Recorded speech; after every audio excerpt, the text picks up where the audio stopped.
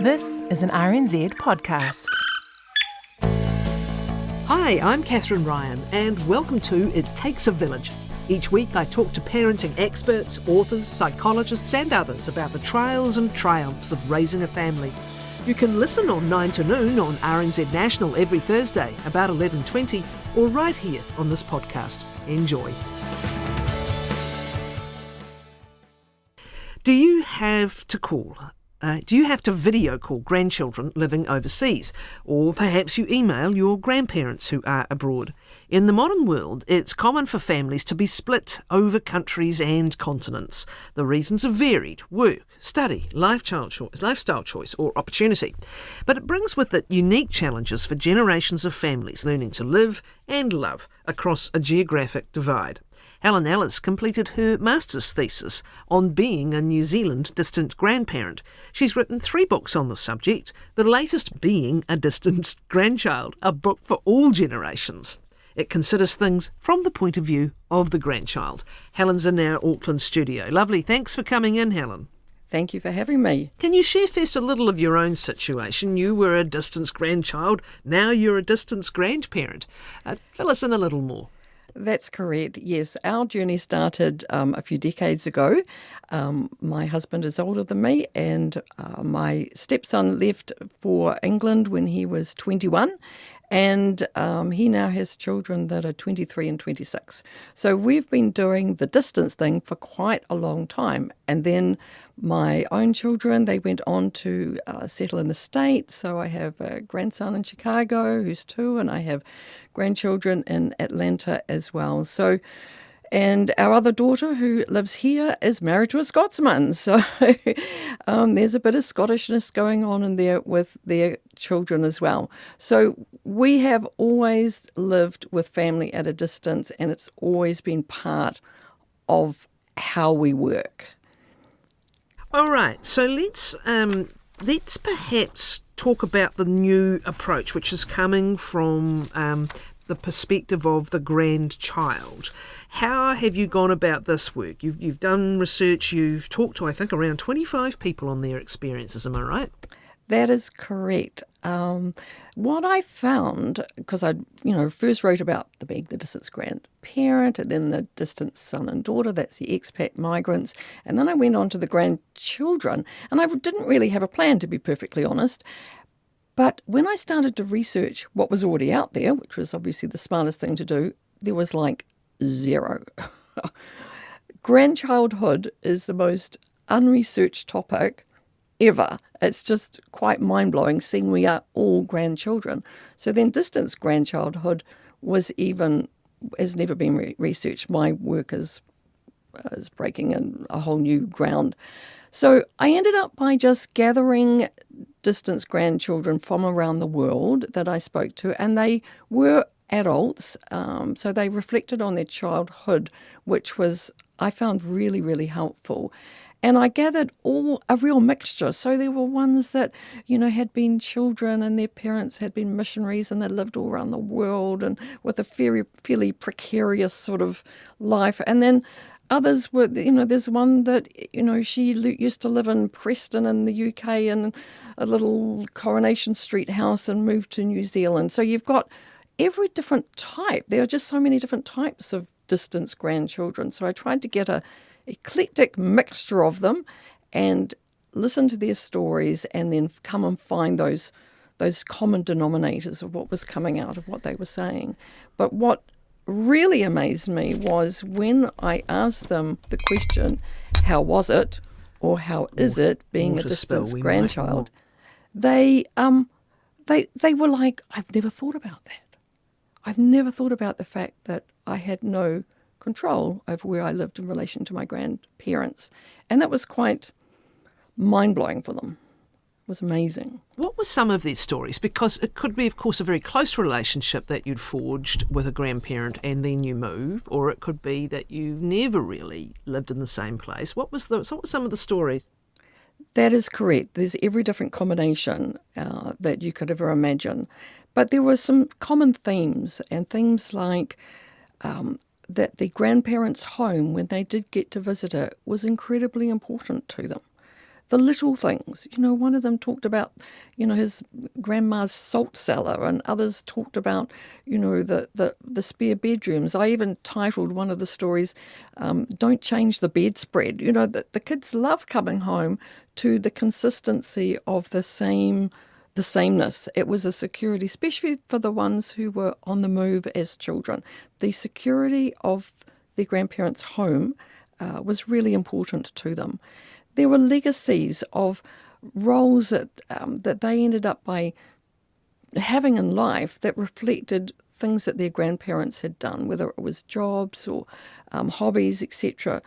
Squirreled away love depositories. These are the mementos that people would have, the letters that got sent, the postcards that would send. If a grandparent sends something in the mail to a grandchild, you can be pretty sure they're not going to throw that out. And that was consistent. The turning points of their lives. When you have grandchildren who live down the road, your relationship changes gradually.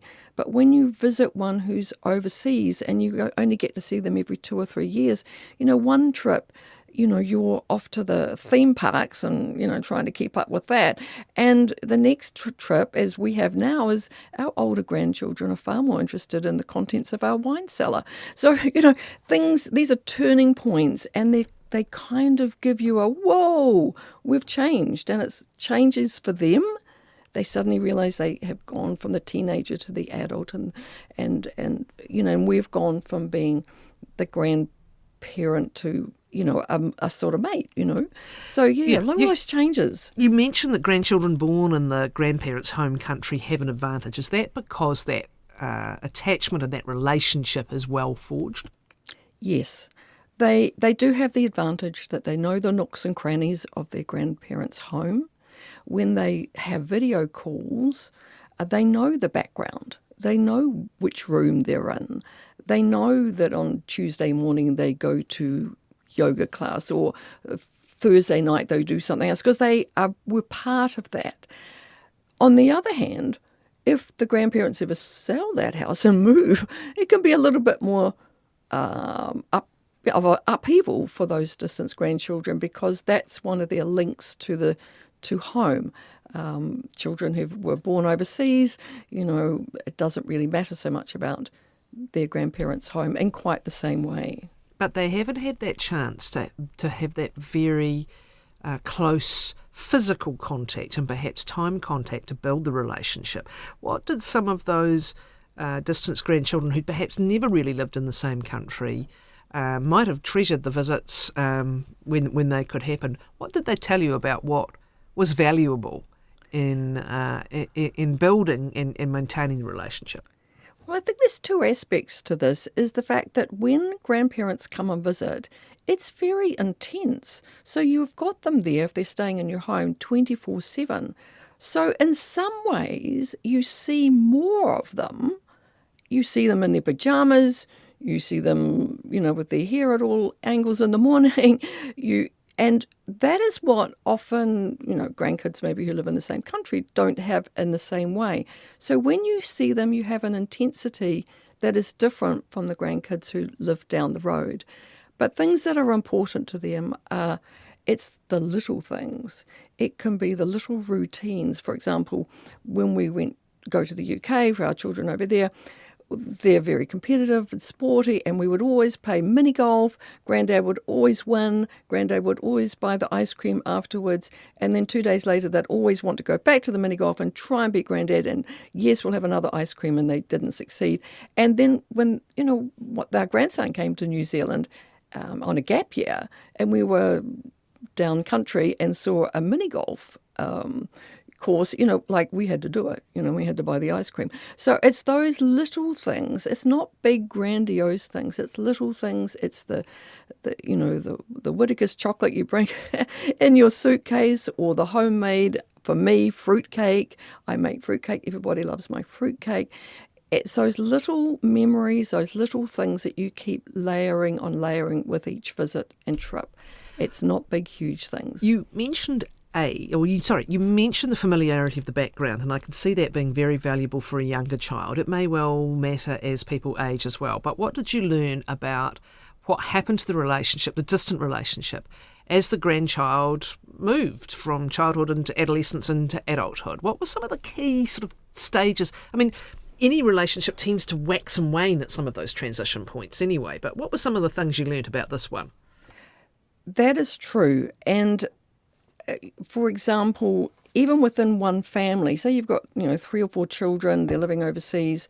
First of all, the relationship and how they focus and are interested in their grandparents varies incredibly between the children. So you can't look at 3 children who are living in wherever and think that they all have the same attitude. Some of them are really into their grandparents and some aren't. And that's just the way it is. It would be the same if they, lived it at home as well. So I'm just trying to think. Sorry, your question again. Sorry. Well, what did you learn about the age transitions? Oh, the age transitions. Sorry, yes. So yes, they do change because they remember, they're so active when they're sort of like that 7, 8 years, 9-year age, and then become teenagers who are a little bit more aloof and they, are not so receptive to having long chats. And then they come into their the late teenagers and they're really busy. I mean, they've just got so many things on. They may be off to university. They haven't got mum saying, hey, you need to, touch base with Nana. You haven't spoken for a while. And, then they can be parents and there's another, children on the way. So it really does change an awful lot. And I think those of us back home need to go with the flow, What did you learn from these conversations with what works well for distance grandchildren and their parents and grandparents? Like, busy lives, maybe living in very, very busy cities and all the hectic things that can be going on there. Busy lives, as we said, transition points in life. But Yes. what were the common things that maintained a strong relationship? A common theme is acceptance of each other's situations. Acceptance by the grandparents that their children have chosen to do this. You inspire them, they've gone overseas. Acceptance by the ones that are away and their children, that we have a different relationship from maybe their schoolmates and who have grandparents nearby. So just an acceptance, because that becomes a very healthy place to start everything. Now, is that acceptance like they're super quick at the beginning? No, not always. Sometimes you've really got to work on it. But just get to a point of acceptance. Be intentional about what you're doing. I tell people, become a booker. Say, look, let's book a chat and, whether it's next Sunday night or Sunday morning or whatever. And in no time, I find lots of families have a real rhythm. They have a rhythm about how they contact each other.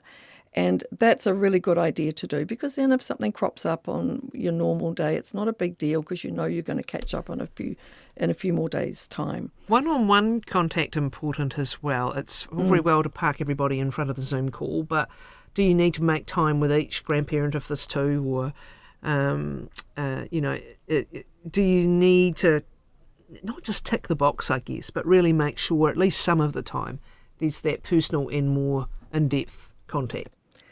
Absolutely. That is my number one recommendation, is that somewhere along the way you have a routine that involves one-on-one connections.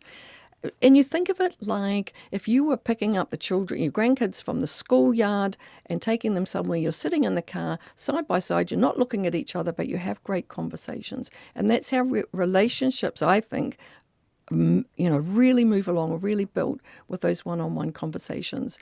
And they're sometimes really hard to manage. And same with visits. You get to take one grandchild out. You get to have dinner with your daughter by herself. Those sorts of occasions are just so valuable and so precious.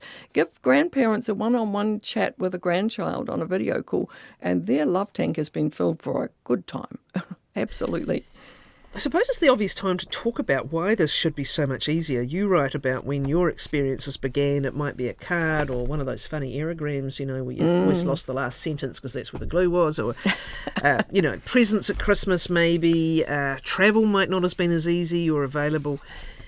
So much seems on the face of it easier now, including the technology. But is that also sometimes a double-edged sword because it can just be that little bit less personal if you're not careful? Yes, I mean, it's just there every day, isn't it? So you have to, sometimes it can be too much, Sometimes it's because of the distance. You're just you're trying to do everything you can the best as you can, and sometimes people are wanting everything to be perfect, and it doesn't work out that way. So yeah, it is really quite tricky in that way. Yeah. What are some of the common grandparenting tensions that can still travel across the ocean and managing them? I mean, this is the thing that this can become a fractious relationship. Sometimes either side can be in a pattern of behaviour that's not helpful, and can that also travel with the distance relationship? I think there's a word of guilt that the grandparents and parents back home can make the family abroad feel guilty. And you don't need to put any guilt on them, because I can tell you that the strongest emotion that our distant sons and daughters feel is the guilt of the left behind family. So if guilt and, if the grandparents back home are saying, oh, I miss you so much, and, wish you could visit home. And if that is a regular sort of conversation, it is super hard for the sons and daughters and the grandchildren at the other end. It's really, really very hard. So that sort of language is not helpful, and it doesn't help for thriving relationships, for sure.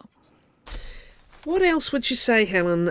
I know we're talking mainly about the grandchild's perspective here, but from the grandparents' perspective, as you said, understanding is very, very important, these kinds of things, being able to read what's going on at different stages of life. But what's your other takeout from the grandparents' perspective on how to keep these relationships strong? There's one delightful, it's a piece of feedback that's just come in. When my grandsons were living in London, I used to read their bedtime stories via Zoom every day. One time my daughter-in-law asked what he was doing. He said, I'm just playing cards with Grandma. Yeah.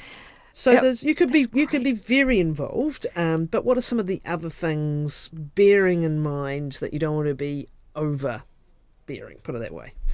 Well, I think a very strong message that I try and get across in everything that I write is that some of the strongest relationships, I've interviewed families where the strongest relationship that the parents had with one of their children was the one who was the furthest away. And I've had that story many times. They've got children down the road, but the one that's on the other side of the world, they've got the closest relationship because they work so hard at it. And both sides are working so hard. So, advice that I give is, this is a long-term project. And I always feel for the brand new, about-to-be grandmother who's got a baby being born on the other side of the world, who's so worried that they won't have a relationship. And I try and encourage them and say, look, you will. This is a long-term project. You're going to do little things all the time, and I promise you will have a relationship. And not to look at everybody back here with rose-coloured glasses, because plenty of things go wrong when your family live down the road, and it's not perfect either. So get a rhythm. Be curious about how it is for your family overseas. Take an interest in how life is and what they're coping with, not just thinking about what you're coping with. And have that intentionality, have that acceptance, and see this as a long-term project that every day you're just going to do your best. And if you do that, you will have thriving relationships. Thank you. Helen Ellis, her latest book is Being a Distant Grandchild.